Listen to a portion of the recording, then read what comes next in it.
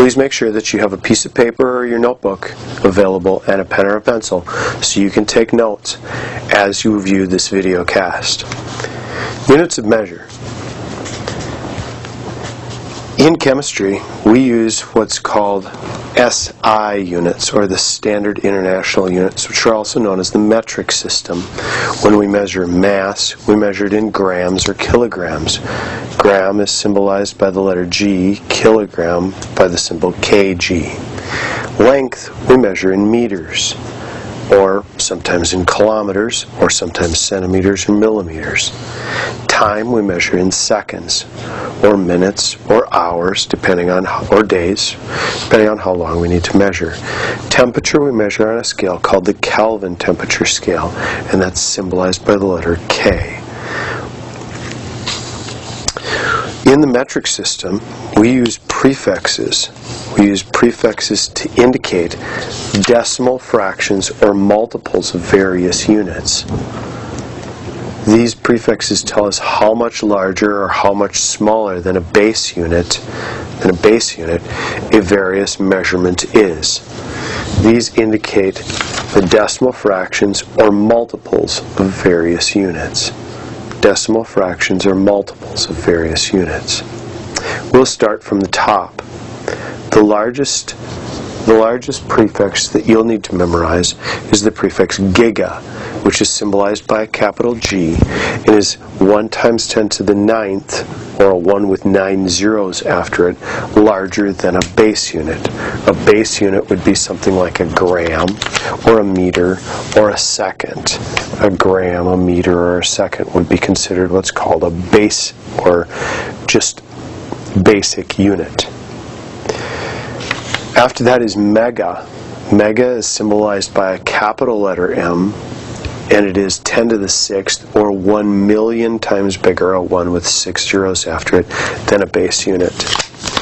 Next is a kilo, like for instance a kilogram or a kilometer, which is 1 times 10 to the 3rd, or a 1 with 3 zeros after it, larger. After this, you'd actually have a couple of other ones that work right in here after kilo. There's something called a hecto and a deca, which is 10 to the 2nd or 10 to the 1st larger. Perhaps you've heard of those before. And then you'd have your base unit. And your base unit, of course, would be the meter or the gram or the second. And we'll learn a few other derived units that you may be familiar with in a little bit. 1/10 the size of a base unit is symbolized by the prefix deci, which is symbolized by a small letter D, and it's 1 times 10 to the negative 1st, or 0.1 the size of a base unit. Centi, symbolized by the letter C, is 1/100th the size of a base unit, or 0.01. Milli, small letter M, is 1 times 10 to the negative 3rd, or 1,000th the size of a base unit. Micro is 1 times 10 to the negative 6th, or 1 millionth the size. And micro has a really unique symbol. Micro is actually the Greek letter mu, and it is written like this, kind of like a U, but with an extra little line on it. So there's like a U and you put a little line on it below. You could have a micrometer, you could have a microgram, you could have a microsecond, even, all with the Greek letter mu in front of it, meaning times 10 to the negative 6th. 1,000 times smaller than that is something called a nano. Perhaps you've heard of nanotechnology or nanometers. Those are things that are on the scale of 1 billionth the size of a meter, which would be a decimal point with 8 zeros and then a 1 for a nanometer. These prefixes, their symbols, and how much larger or how much smaller must be memorized by you.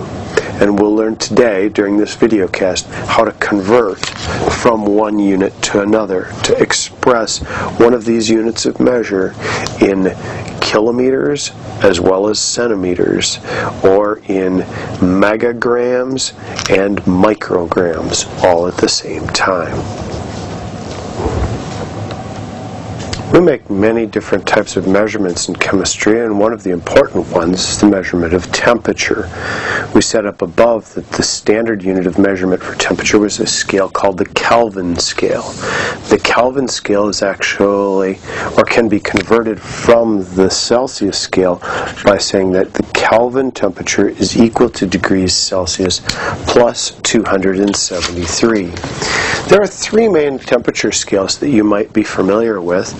These are the Kelvin temperature scale, the Celsius temperature scale, and the Fahrenheit scale,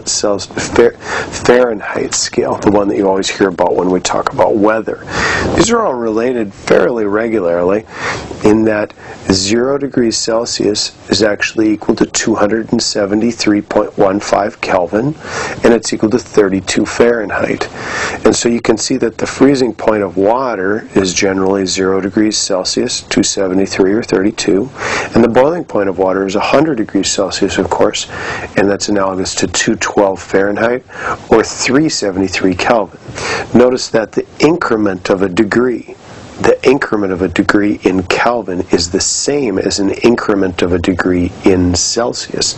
That's why you can convert between the two simply by adding 273 to the Celsius. Notice in the Kelvin scale, we don't use a degree symbol for Kelvin. We do use a degree symbol for Celsius and for Fahrenheit. If you want to know how to convert between Celsius and Fahrenheit, there's a good equation in your textbook right here that converts Fahrenheit to Celsius and also converts Celsius to Fahrenheit by using 9/5 and adding 32.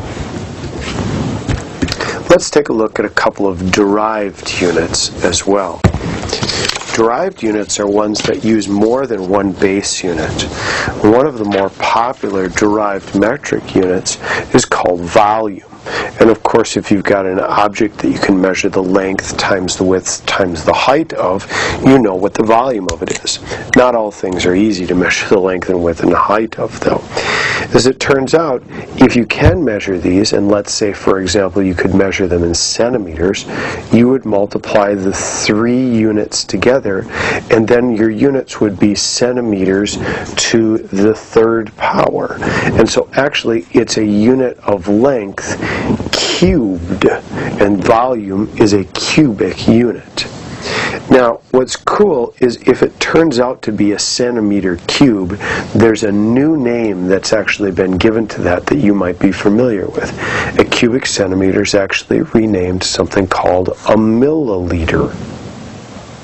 Now, if the length, width, and height were all decimeters, and therefore it would turn out to be decimeters cubed, this is renamed and known as the liter.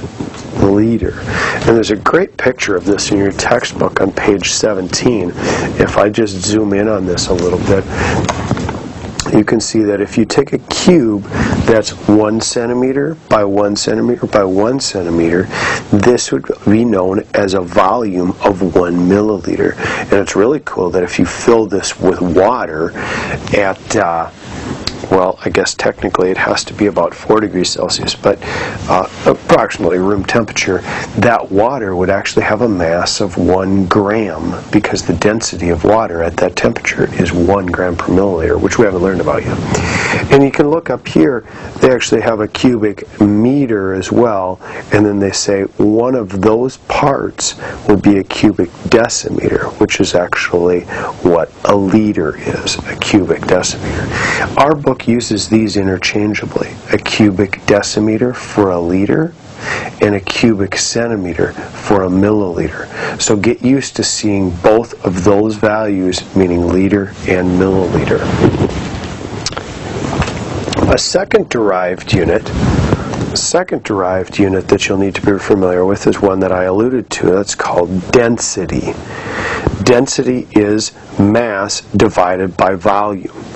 Taking an object's mass and dividing it by its volume. You might be familiar with this one already. One good way that I like to put this equation is to put it into a triangle. I call this the density triangle. Cover up the variable that you want to know, and what remains is the equation. Put a small multiply sign right here so you know these two would be multiplied together, and this line right here is like a division sign. So if you want to know density, cover that up with your finger. It's equal to mass divided by volume. If you want to know mass, cover up the m with your finger, and it's equal to density times volume. If you want to know the volume, cover up the v with your finger. It's equal to mass divided by density. We'll do a number of these types of problems as your homework in class, and I'll do some samples in this or another video cast as well. Since density is mass divided by or per unit volume, mass we generally measure in grams or kilograms, and volume we generally measure in milliliters, which remember is also a cubic centimeter, or we measure it in liters. And so we'll see density lots of times either in gram per cubic centimeter or gram per cubic decimeter, which remember is the same as a gram per liter, and this one of course is the same as a gram per milliliter. As I alluded to before, the density of pure water at approximately room temperature is 1 gram per milliliter, and that's why you can say that 1 milliliter of water is the same as 1 gram of water. Our first density sample problem says, calculate the volume of 65 grams of liquid methanol if its density is equal to 0.791. Remember, the density triangle says that density is equal to mass divided by volume, and it's in the shape of a triangle because then what you can do is just cover up the thing that you're looking for, in this case volume, and that's equal to mass divided by volume, or mass divided by density, or m over d. So, the way I want you to solve problems in this class is always very specific. You must show your work, and you must list the things that you're given, and then write out the equation and fill it in. So the first thing we're told is that the mass is equal to 65 grams. So go ahead and write this down in your notes, that m is equal to 65.0 grams. Get used to putting the decimal point and the 0 after it and writing in the units. Next, we're told that the density is equal to 0.791 gram per milliliter. Right now, get used to putting a 0 in front of your decimal point. Don't just put the decimal point in there, put a 0 in front of it as well. So then when someone's grading your advanced placement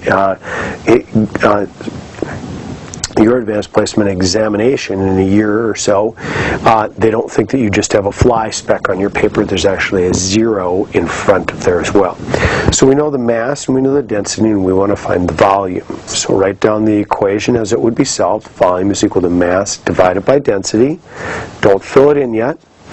Now take your numbers. Mass is 65.0 grams, and the density is 0.791 grams per milliliter. Make sure you put the 0 in front of the decimal point. The grams cancel with the grams, and I'm actually left with units of 1 over milliliters. Adding your units to each one of these measurements is critical.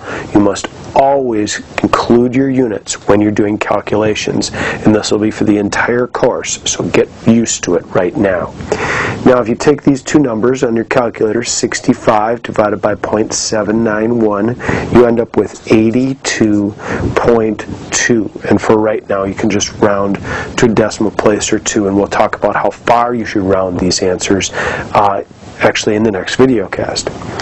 Since the units were 1 over milliliters, if you remember from math class, if you have a complex fraction like this, take the bottom fraction right here, take the reciprocal of it, and multiply it by the top one. So really I have 1 times milliliters over 1, and so our units for this will be milliliters, which makes sense because volume is measured in milliliters. The second sample problem for density says this: calculate the mass of a cube of gold whose density is 19.32 gram per cubic centimeter if the length of the cube is 2 centimeters. So once again, we're told this is a type of density problem because we're told the density. We know that density is equal to mass divided by volume. You can use the density triangle, and it wants us to find mass. So once you've written the triangle, cover up the M with your finger, and it's equal to density times volume. So write out what you know first. We know that the density is equal to 19.32, and the units on that are gram per cubic centimeter. Always write your units out. Always write your units out. And then the length of the cube is 2 centimeters. Now, you guys, if you've had geometry before, know that a cube is shaped something like this. And if you remember the definition of a cube, the length, the width, and the height of a cube are all the same as each other. So if I wanted to find the volume of this critter, I'd have to take the length times the width times the height. So we can write out and say that the volume would be equal to 2 centimeters times 2 centimeters times 2 centimeters, because it's length times width times height. So if we take 2 centimeters times 2 centimeters times 2 centimeters, we end up with 8, and carry your units along. Centimeters times centimeters times centimeters would give you centimeters cubed. Now they want us to find the mass of the cube. Since we know our density and our volume, cover up the M with your finger. Mass is equal to density times volume, so write out your equation. Mass is equal to density times volume. And then go ahead and fill in your numbers. The density is 19.32 grams per cubic centimeter. Always write out the equation first. Always write the number with your units on it. Do not neglect to write the units in. That's going to be multiplied by the volume, which we know is 8 cubic centimeters. Make sure to put your units in. And then you know that you can take any number and write it over 1, and some people forget this, that you could actually take this number and write it over 1. And since you can do that, you can see that there's a cubic centimeter on the top of this fraction, a cubic centimeter on the bottom of this fraction, and those two cancel or cross off for each other, and I'm left with the units of grams. Notice how I figure out my units first before I even do the multiplication or any of the things that I would have to do on my calculator for the numerical portion of the mathematics. Many times the units are just as important, if not more important, than the answer that you're going to get. When you multiply 19.32 times 8, you end up with 155. So these two sample problems are using the density triangle to solve for the variable mass, or in the previous case, the variable volume. You also could look in your textbook on page 20 to find an example of solving simply for the variable density.